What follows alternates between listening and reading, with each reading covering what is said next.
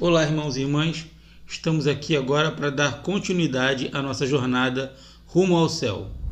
O caminho vai ficando mais estreito, a subida mais íngreme, mas ao mesmo tempo também mais gratificante. A gente percebe as evoluções que vamos fazendo na nossa vida espiritual. Hoje nós vamos firmar o pé no 5º degrau da nossa série Escada do Paraíso.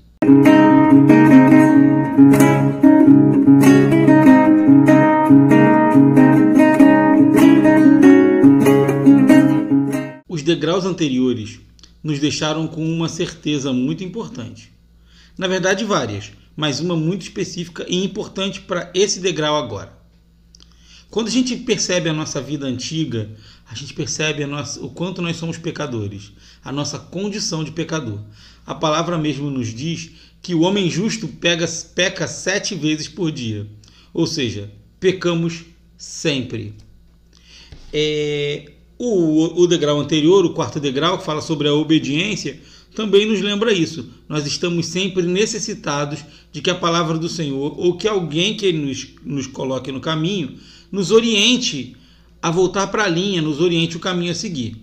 Pois é, a lembrança da nossa condição de pecador é essencial para que a gente perceba a continuidade da nossa jornada, para que a gente possa dar mais um passo e firme o pé nesse próximo degrau. O degrau agora é o degrau do arrependimento. E eu vou ler agora para vocês um trecho do livro de São João Clímaco, Escada do Paraíso, que é o roteiro da nossa subida, para a gente entender bem o que ele nos fala sobre o arrependimento. O arrependimento é a ocupação da alma que se aplica o tempo todo a buscar a própria salvação. O arrependimento é filho da esperança, é a renúncia ao desespero. Vendo isso, a gente percebe que o arrependimento não é um olhar para trás. A gente não olha mais para trás, a gente só olha para frente. A gente só percebe. Agora, o nosso olhar, a nossa busca, a nossa jornada é sempre para frente e para cima. Esquece olhar para trás. O arrependimento não nos propõe olhar para a nossa condição de pecador e ficar olhando para trás, revivendo e remoendo isso. Isso não é arrependimento. Quando a gente percebe a nossa condição de pecador, a gente tem alguns sentimentos que pode viver. Um deles é a indiferença. A pessoa que não busca o caminho de salvação é indiferente se está agradando ou não a Deus. A gente pode sentir culpa também, uma eterna acusação e condenação sobre os pecados que nós vivemos. O arrependimento é o 3º sentimento e não tem absolutamente nada a ver com os anteriores. Nós não estamos indiferentes ao pecado que praticamos, mas também não estamos o tempo todo nos culpando, nos condenando por isso. Não é uma acusação.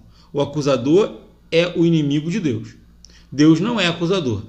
Deus ele é um Deus misericordioso. A lembrança dos nossos pecados não serve para nós ficarmos olhando para trás e reavaliando o que a gente fez de errado, o que a gente fez de certo e ficar ali remoendo o nosso pecado. Não. O arrependimento é uma lembrança dos nossos pecados, mas que nos impulsiona para frente. O que São João Clímaco nos fala. Ocupação da alma que se aplica o tempo todo a buscar a própria salvação. Pelo arrependimento que eu sinto por conta dos meus pecados, eu estou o tempo inteiro me ocupando de fazer uma inversão de valor. Eu parei de olhar para trás, parei de ficar olhando para o meu pecado e agora eu faço um movimento à frente. Eu começo a olhar para frente. Isso é conversão, é mudança de vida. O pecado não fica pesando sobre mim, me puxando para baixo. O pecado, ele é uma consciência que eu preciso ter da minha condição. Eu sou pecador. E essa consciência precisa me mover sempre. É a força do arrependimento a buscar ser melhor. A ocupar a minha alma o tempo inteiro para buscar a salvação. E aí eu busquei na palavra um exemplo de arrependimento que é reconhecer a sua condição de pecador, mas olhar para frente para buscar a vida nova. Vamos lá. Em Lucas 23:39, em Lucas 23 a gente está ali vendo a narrativa da paixão de Cristo. A partir do versículo 39 é o encontro que Jesus tem já na cruz com os 2 malfeitores. E começa a palavra da seguinte maneira: Um dos malfeitores, ali crucificados, blasfemava contra Jesus. Se és o Cristo, salva-te a ti mesmo e salva-nos a nós. Mas o outro o repreendeu. Nem sequer temes a Deus, tu que sofres do mesmo suplício? Para nós isso é justo. Recebemos o que merecemos, o que mereceram os nossos crimes. Mas este, Jesus, não fez mal algum. E acrescentou: Jesus, lembra-te de mim quando tiveres entrado no teu reino.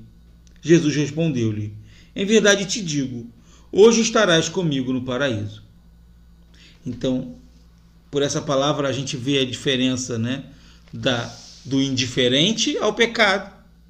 Ele está querendo salvação, mas ele não merece a salvação, porque ele ainda assim continua blasfemando contra Jesus. E do outro que também era um malfeitor. Ele, na sua condição de malfeitor, de pecador, ele vê em Jesus a salvação. E imediatamente ele olha para frente. Ele faz uma mudança no seu olhar. Ele reconhece, sabe que é pecador, mas olha para frente para dizer para Jesus: olha, a gente está aqui porque merece. Mas quando o Senhor estiver no seu reino, lembra-te de mim. E é justamente essa mudança de vida, esse arrependimento, que faz com que Jesus então lhe prometa que ainda hoje estaria com ele no paraíso. Então, amados, o convite ao arrependimento não é um convite a se sentir culpado, acusado o tempo inteiro, uma autocondenação eterna.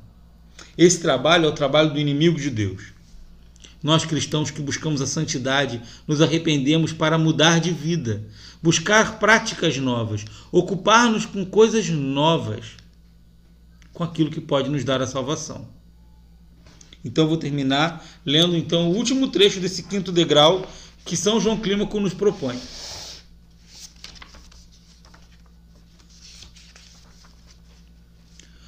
Por meio do arrependimento, tu chegaste ao 5º degrau.